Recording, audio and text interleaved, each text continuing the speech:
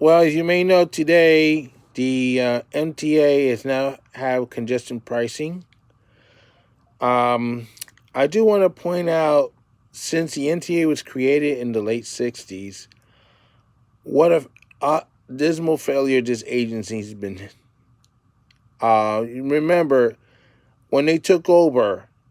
First thing they did was take toll money from the Bridges and Tunnel Authority for mass transit improvements, and of course taxes.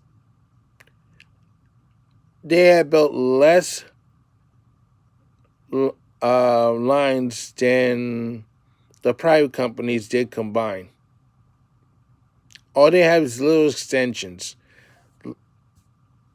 like the E and the J extending into Parson Archer, or the 60th 3rd Street Tunnel extension in the 7 line. Of course, the 2nd Avenue, but they're all small extensions. I mean, meanwhile, the Port Authority built a whole new line between Jamaica train station and Kennedy Airport. Congestion pricing is not going to solve all your problems, despite what you said, because you have an agency that's bloated, it's out of control, they're financially incapable of doing what it needs to be done. They claim they're going to be able to put all these new cars in place and the new signal system and so on and so on and so on. But we heard these promises before.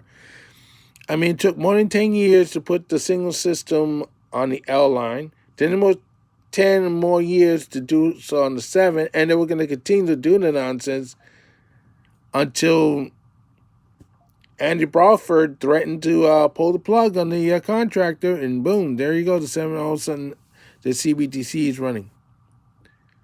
Meanwhile, they also made promises that if they cut the conductors off the train, they would save money and use it to improve mass transit.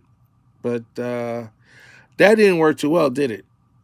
You're still operating a short train in certain lines, and the money's not being used as they promised. Nor did we ever see an audit on these lines, see if it's actually uh, working.